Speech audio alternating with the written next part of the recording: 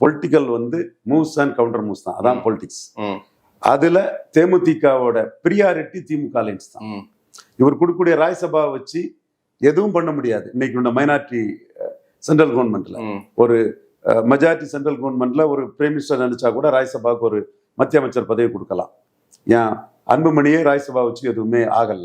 So ராஜ்யசபாங்கிறது இன்னைக்கு 240 உள்ள ஒரு லோக்சபா மெம்பர் ஒரு பிரதான கட்சிக்குள்ள பார்லிமெண்ட்ல எந்த பிரயோஜனம் இல்லாத ஒண்ணு.